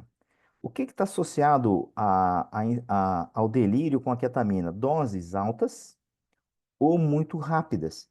Então, se a gente usar doses menores e infusões mais lentas, em 2 a 5 minutos, a chance dessa criança delirar reduz bastante. E voltando àquela meta-análise em adultos, a associação entre analgésico e delírio, aqui, ó, em adultos, a probabilidade da ketamina induzir delírio em adultos não foi significativa. Então, a ketamina aqui nessa meta-análise em adulto, agora 2025, ela não foi associada também a delírio em adultos. Se a gente perguntar, vocês acham que ketamina dá mais delírio em criança pequena ou adolescente? Eu acho que todo mundo responderia que é mais comum em adolescente, né? Mas aqui a gente vê em adulto, isso não pareceu verdade. E aí uma outra coisa muito interessante é a associação entre dor e delírio, né? A gente já falou, Colette falou um pouco aqui, mas isso é muito importante. A dor como evento, como causa, evento desencadeador de delírio, né? Então a gente vê aqui, ó, quando a dor aumenta, a chance de delírio também aumenta. Aqui toca, passa pelo um significativo, mas é uma tendência muito grande da dor ter associação com delírio. Aqui, avaliando tanto delírio pré-existente ao analgésico, como uma incidência de novo delírio. Agora, quando eu pego o novo delírio aqui, ó, a presença da dor aumenta de forma muito significante aqui, 3,7 vezes a chance de delírio. Então, tratar a dor de forma adequada é uma medida preventiva para a ocorrência de delírio. E por que que a dor causaria delírio, né? Porque a dor, ela libera citocinas pró-inflamatórias, e isso aqui vai alterar a permeabilidade da barreira hematocefálica, então vai ter inflamação ali, vai diminuir a acetilcolina e vai diminuir o nível de dopamina a nível do sistema nervoso central. Então a dor é desencadeante de delírio, então a dor precisa ser bem tratada. A questão é como vamos tratar a dor? É, e, ao mesmo tempo, minimizar o uso de analgésicos, né?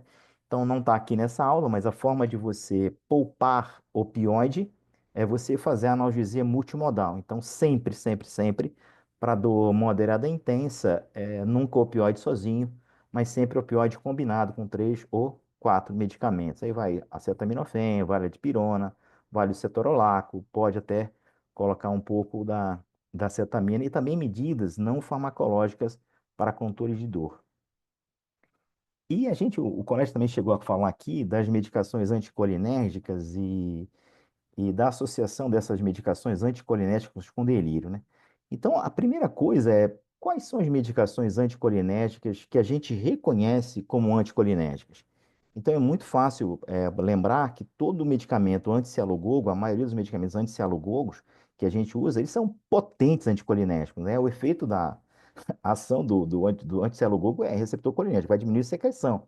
Então, tudo que a gente usa aqui para secar a boca, né, secar a saliva do doente, como atropina, propantelina, escopolamina ou trexfenidil, né, tudo isso aqui é um potente anticolinérgico, né? Então, aqui numa escala de 1 a 3 de potência anticolinérgica, isso aqui é uma potência 3. E a gente, às vezes, quer usar uma Amplifictil, que eu acho que é uma coisa que já não usa muito, graças a Deus, felizmente, há décadas, sem usar a clorpromazina, né? Mas tem gente que gosta do Ixizine aqui para sedar. E a gente, isso aqui não é uma boa droga para sedar porque ela tem uma potência anticolinérgica muito grande e ela aqui é um prodelirogênico. Então, o Ixizine não é uma boa opção. Nível 2 aqui seria carbamazepina, oxcarbazepina. E o nível um, vejam bem, a gente tem aqui uma ampicilina, tem aqui uma gentamicina, a piperacilina, né? Corticoides, captopril, e aqui vão os outros aqui, tudo bem? Então, é muito frequente que a gente use drogas anticolinérgicas. E existe um score, uma escala de droga anticolinérgica. Como é que funciona essa escala? Então vamos pensar aqui, eu tenho uma dose de ampicilina. A ampicilina ela pode ir de 100 a 400 miligramas. Então, se eu usar um terço da dose máxima, vamos pensar aqui que fosse 300, né? São 400, 300 miligramas. Se eu usasse aqui 100 miligramas, isso aqui seria um peso um. Se eu estiver usando até 2 terços da dose máxima, seria um peso 2 para a ampicilina. E acima de 2 terços, um peso 3. Então, se eu estivesse usando 200, para essa pontuação aqui, eu teria 2 pontos. E se eu tivesse usando a atropina para essa criança também, junto com a ampicilina, e a dose de atropina seria um terço da dose máxima, seria um score de 3 mais o score de 2 da ampicilina, tudo bem? E aí você vai somando com a vancomicina. Então, se você está dando um terço, 2 terços da dose máxima da vancomicina, peso um, a vancomicina de peso um pela dose aqui seria peso 2. Então, a gente vai criando tentando quantificar a quantidade de drogas anticolinérgicas que está usando na criança. Por que que isso é importante, né? Primeiro aqui, ó, que existe uma associação entre o número de drogas anticolinérgicas que a gente usa e a incidência de delírio. Então aqui, ó, pouca dose anticolinérgica, nenhum delírio, menos delírio, né? Mais drogas anticolinérgicas aqui, ó, em torno de mais de 6, aumenta a incidência de delírio. Então, quanto mais drogas anticolinérgicas, maior a incidência de delírio. E aqui é S-score. Então, quanto maior o score, mais chance de ter um delírio aqui mais grave, tudo bem? Então, é importante que a gente minimize o uso de droga anticolinérgica sempre que possível, e se for usar na menor quantidade possível. E aí pensem muito no uso de droga anticolérgica quando vocês vão pensar, talvez, diminuir a quantidade de secreção em pacientes com bronquiolite, é uma coisa bem discutível, vocês vão espessar a secreção, mas vai aumentar a incidência de delírio. Pacientes que têm uma cialorreia, mas a cialorreia não está desidratando, não está usando nem distúrbio, é só uma questão mais estética, né, mais funcional. Então a gente tem que usar um balanço, ponderar bastante a indicação e a quantidade de medicamento. Isso é muito importante. E aqui eu só queria chamar a atenção para um estudo, esse aqui é um estudo holandês de haloperidol, e ele é bem interessante. Apesar do número de doentes ser bem pequenininho, foi 13, né? Foi um estudo muito bem desenhado, né? Então eles usavam um bulário aqui, conforme o formulário deles nacional aqui da Holanda, e vocês vão ver aqui que a dose que eles usam aqui é miligrama dose, não é miligrama quilo dose. Então essa dose é muito diferente da dose que eu também aprendi a usar e que a Karina falou e que o Colette falou. É uma dose bem menor, bem menor, bem menor, né? E qual foi a incidência de evento adverso? Então, aqui a gente observar eventos adversos aqui em 5 de 13 doentes. Então, incidência alta de evento adverso, como já a Karina e o Colette colocaram. Então, é muito frequente a incidência de evento adverso. Então, aqui eu tenho rigidez em roda dentada, sedação excessiva, tremor, crise oculógera. Então, aqui é o tipo de evento, né, nos doentes, aqui é 1, 2, 3, 4, 5 eventos e qual o momento que isso veio acontecer. E o que foi muito interessante, eles colocam aqui nesse estudo como o nível terapêutico do haloperidol de 3 a 12. E esses eventos adversos aconteceram todos com concentração abaixo de 3. Então, qual que é o nível seguro de haloperidol? Né? A gente não sabe.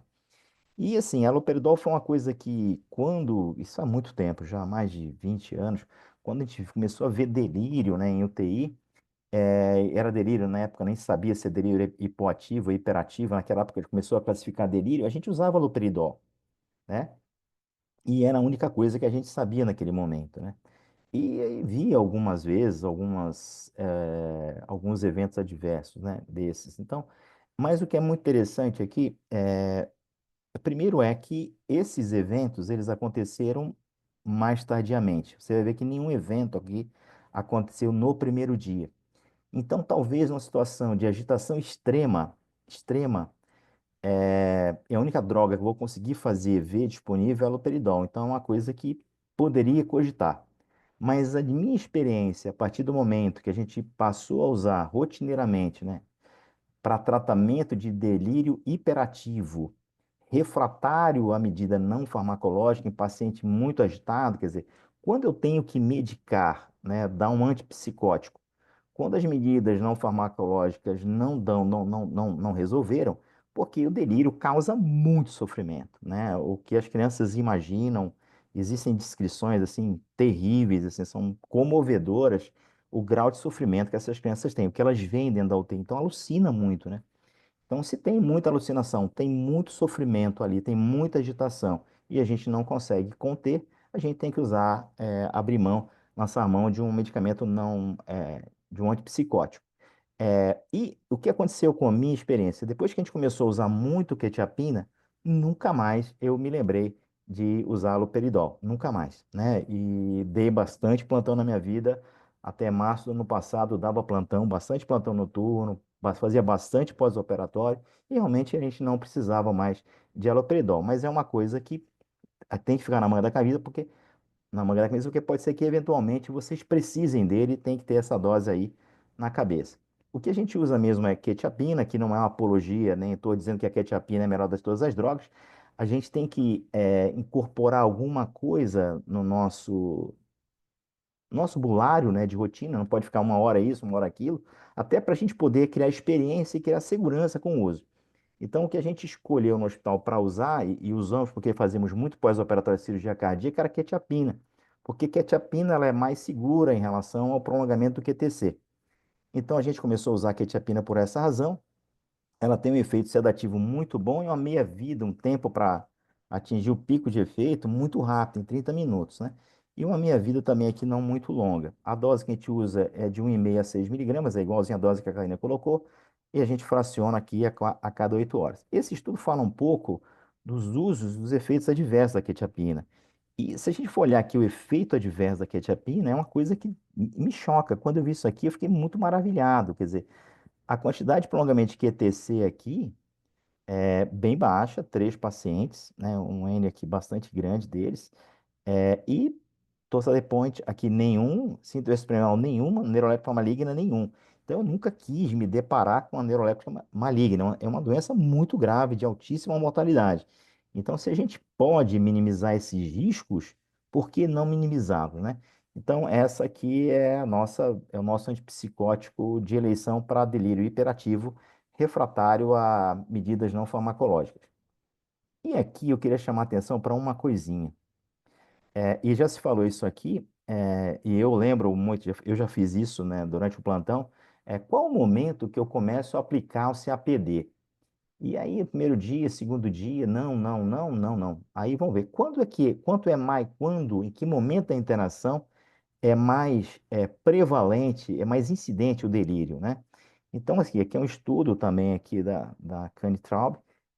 Ela mostra que a incidência de delírio no primeiro e no segundo dia, 65% dos delírios, eles acontecem no primeiro e no segundo dia. Quer dizer, 2/3 dos nossos delírios vão acontecer muito precocemente, né?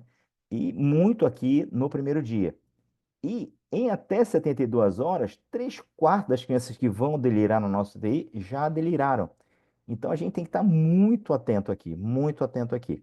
E por que que eu estou chamando a atenção muito nisso? O Colette falou há pouco. O CAPD é uma escala que veio evoluída de um PAED, que era um Pediatric Anesthesia Emergency Delirium, quer dizer, era uma escala para avaliar delírio de emergência de anestesia. Então, dizendo que é o seguinte, ó, delírio é muito comum em criança que chega do centro cirúrgico, né? E eu fazia pós-operatório no Hospital São Paulo até no passado, fazia toda quinta-feira, tinha pós-operatório de cirurgia cardíaca, tinha pós-operatório de neurocirurgia, assim, era muito frequente ver crianças extubadas delirando no pós-operatório imediato, né? E isso faz, se a gente não reconhece o delírio, vai pensar que aquilo é dor, vai aumentar a dose de fentanil, o fentanil desencadeia delírio, ou vai pensar que está agitado, vai aumentar a sedação, mais sedativo piora o delírio. Então fica um círculo vicioso.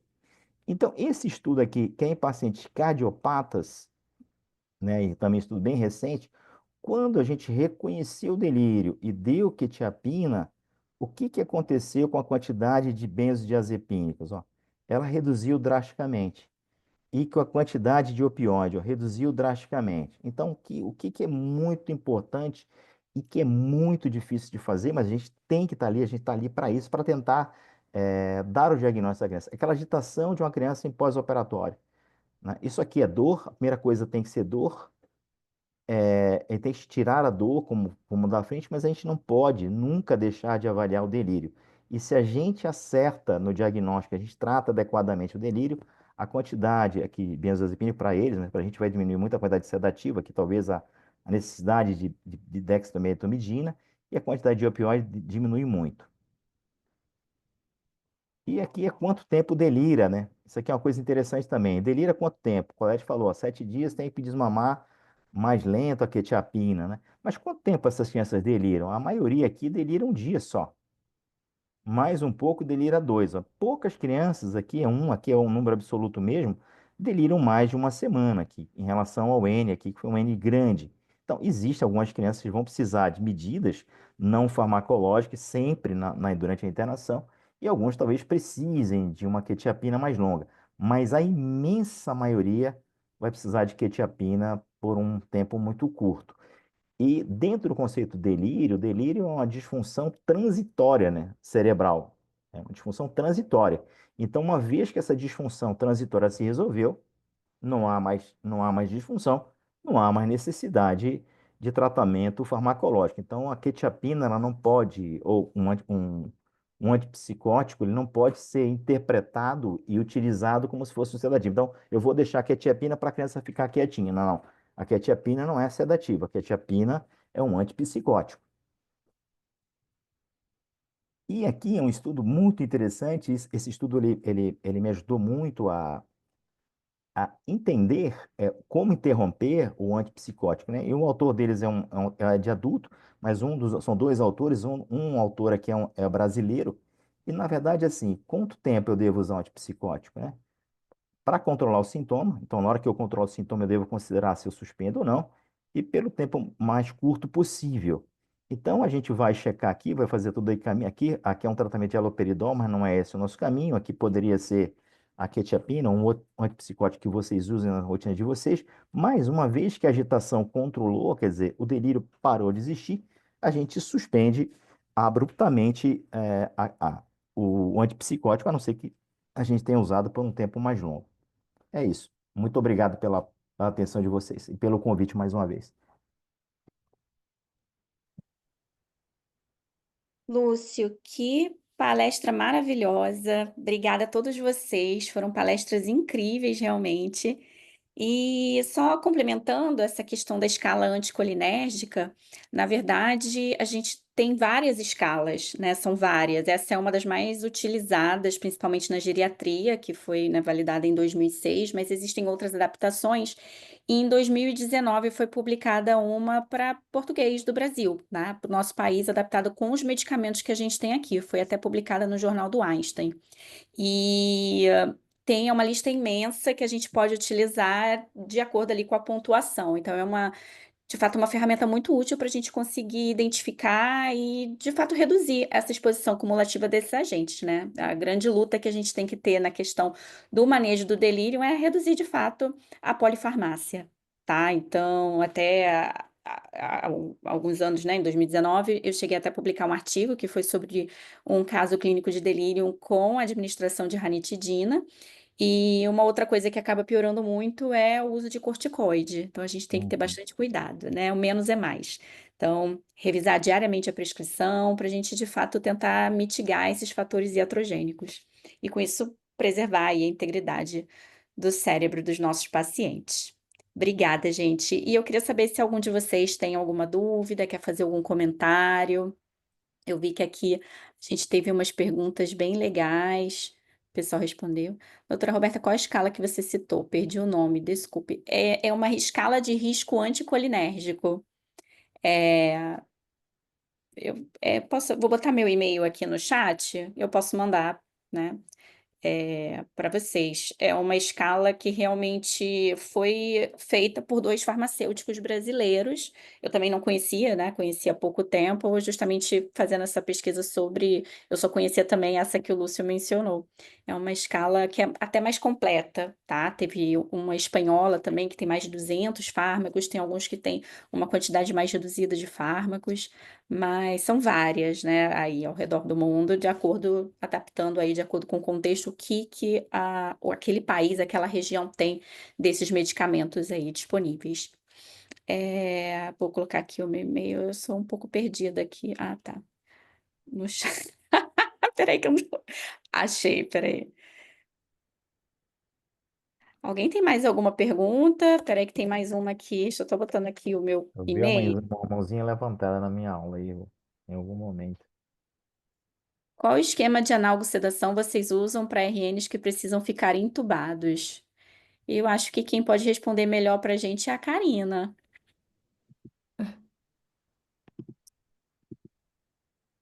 Eu agradeço a pergunta. Já se sabe claramente que não se deve fazer o benzodiazepínico. Então, uma opção é o fentanil e, como eu citei, se está se usando cada vez mais a dexmedetomidina. Então, nós vimos que doses não tão altas assim, não se tem tantos efeitos, do ponto de vista do sistema nervoso simpático. Uma coisa que eu não citei na aula e que se discute muito, eu citei, mas citei um pouquinho por alto, é a chamada agitação refratária no neonato, que se discute até que seria um espectro do delírio. Então, o que se poderia fazer, tipicamente aquele bebezinho prematuro, com hipertensão pulmonar, com ventilação prolongada. Então, uma coisa que, além de todas as medidas não farmacológicas, que se tem na literatura, tem um artigo bem recente que saiu, agora uma revisão, no sentido de da gente utilizar, por exemplo, a clonidina, dexmedetomidina em bolos, a utilizar bolos ou de morfina ou de fentanil, né? Então, você, além, é claro, de toda a questão de medidas não farmacológicas, né? Então, acho que é mais ou menos essa questão. Se a doutora Roberta quiser complementar. O nosso objetivo hoje, tanto na ANEL quanto na PED, é realmente na ANEL até bem mais, fazendo isso há bem mais tempo, é a redução, de fato, exclusão quase dos benzodiazepínicos, né? Eles ficarem mais restritos para quadros convulsivos. É o que eu tenho feito na minha prática e conhecendo, né, até o trabalho de vocês, sabendo que vocês têm feito isso na prática diária também, uma UTI sem sedação com benzodiazepínicos. E Hum. realmente, né, é a analgesia primeiro, sedação depois. É o que os guidelines têm falado, é o que o Pandem Guidelines, que foi da Society of Critical Care Medicine, que foi mencionado pelo Colette, é o que eles preconizam. Primeiro você aborda a dor, como foi mencionado também, que a dor é um dos principais fatores de risco para delírio.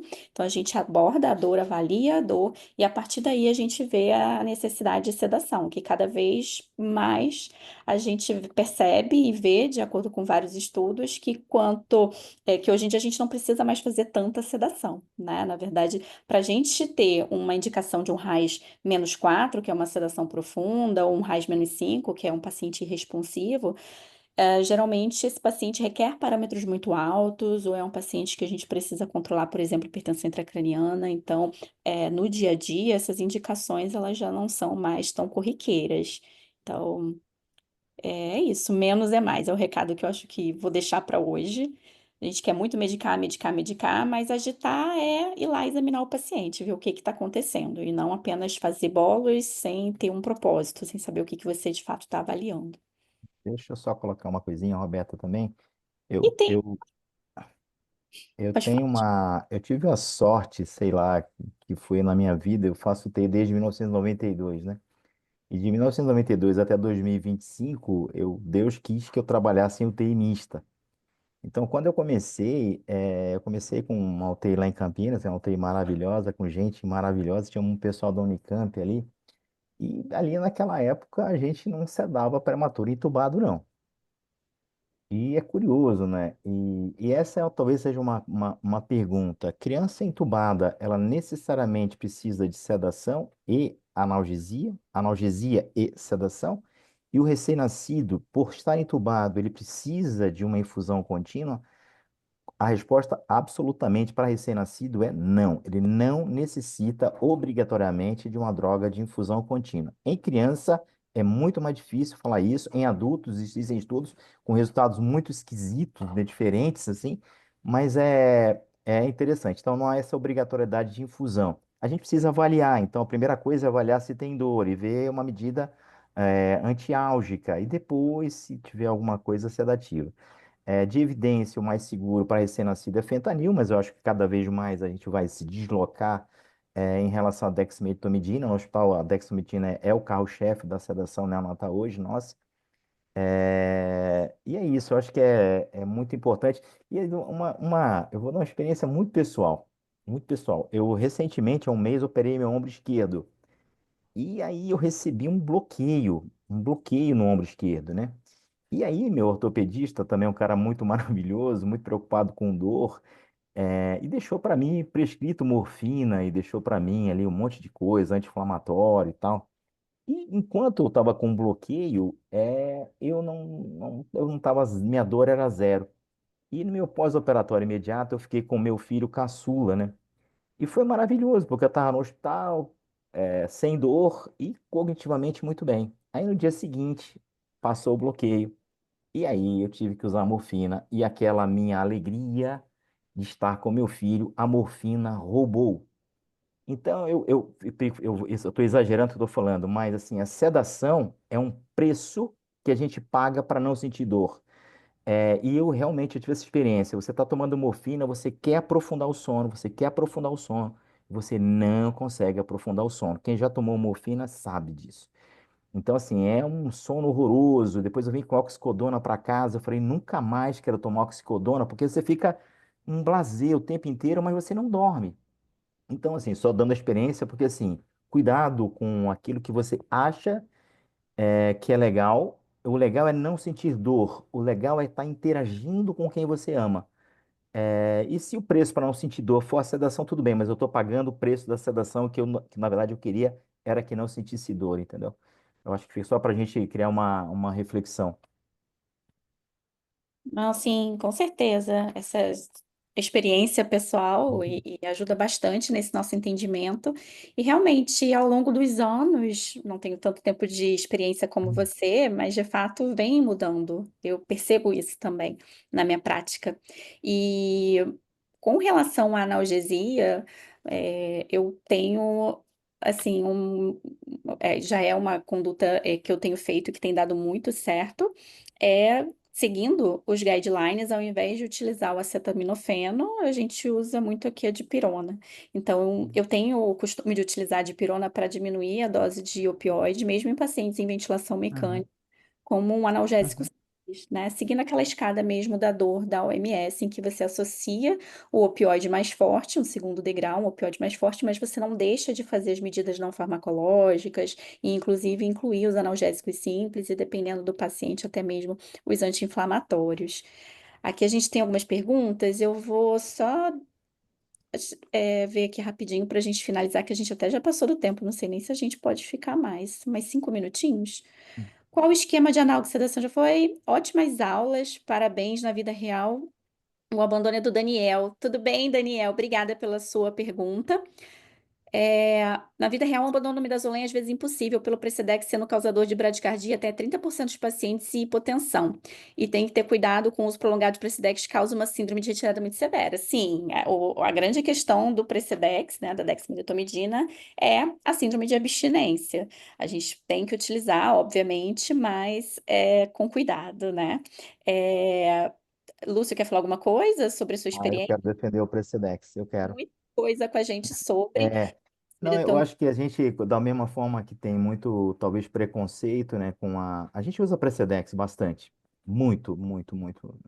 Na ANEL, na PED. E assim, que existem contraindicações. Então, e contraindicações relativas. Na verdade, a contraindicação absoluta para Precedex é a alergia a Precedex. Mas relativa a paciente vagotônico, bradicárdico, hipotenso, você não vai usar Precedex. Mas tem estudo até recente, né, tentando o paciente hipotenso você usar Precedex para melhorar a resposta à pressão. Então, essa incidência de 30%, eu não sei, não é o que eu vejo. Não é a minha incidência. Existem situações, mas elas são muito, muito limitadas. E assim, teve muita discussão já em grupo, né, das abstinências por Precedex. Mas, na verdade, primeiro que a gente sabe hoje que Precedex é abstinência. Até um tempo atrás, eu mesmo dizia que Precedex não dava abstinência, porque a gente não usava há muito tempo. Hoje a gente sabe que dá abstinência. E, anteriormente, eu uso Precedex há mais de 15 anos, então é muito tempo que eu uso Precedex. E naquela época se sabia muito pouco de Precedex. Então, a dose que a gente usava ali era 0,25, 0,35, a dose máxima era 0,75. Isso dava. Mas hoje a gente vê assim, rapidinho, no primeiro dia de Precedex já está com 1,2, 1,5, então muito rapidamente a dose está muito alta. Então, uma dose acumulada de 100 microgramas quilo, que são 4 dias de 1 micrograma quilo hora, vai te dar uma chance de abstinência brutal e dose alta, né? Então, eu acho que titular a dose. Primeira coisa, os ataques de Precedex antes de iniciar a infusão contínua. O Precedex tem uma meia-vida de 2 a 3 horas. Se você não tiver ataque, começar a infusão contínua, você vai ter concentração que você quer daquela sua dose inicial daqui a 9, 15 horas. Então, é obrigatório fazer o bolo de Precedex. E esse bolo, normalmente, ele não, no bolo você não vê hipotensão, você normalmente vê um aumento da pressão arterial desse bolo. Então, a primeira coisa é isso. Então, e depois, assim, quando você está usando Precedex, você tem que ter um protocolo para desmame de Precedex, assim como tem para o fentanil, para evitar a abstinência, a gente tem que ter um protocolo para redução de Precedex e desmame lento. Então, se eu usei Precedex mais de 4 dias, eu tenho que desmamar a dose de Precedex 10% por dia. Não pode ser muito rápido, senão vai ter. E se a gente tiver esse cuidado, assim, e teve muitas discussões que saíram do grupo, que dá essas crises, eu não vejo. Eu vi uma criança essa semana passada realmente com hipertensão, mas depois que fez uma imunoglobulina, durante o desmame de Precedex, eu fiquei com dúvida se aquilo era a gente aplicou o VAT 2 a 2 nele, pontuava bastante ponto ali, mas eu fiquei na dúvida se era da albumina ou do Precedex, era só isso, assim. Então, existe abstinência do Precedex, mas desmame lento. Sim, desmame lento. Isso aí. Gente, amei. Obrigada, Lúcio. Sempre trazendo muitas considerações importantes para a gente, com toda a sua experiência. Fiquei muito feliz com as palestras de hoje. Realmente aprendi bastante coisa. Fico muito feliz de estar aqui também com amigos tão queridos que compartilham do mesmo bom gosto para estudar analgesia, sedação e delírio. Mas o nosso tempo já acabou. E aí, qualquer dúvida, podem mandar um e-mail para mim. Eu deixei aqui no chat, roberta.castro@urg.br. E aí eu também direciono essas perguntas para os nossos palestrantes, tá bem? Um grande abraço para todos e até o nosso próximo encontro. Obrigado, Rô.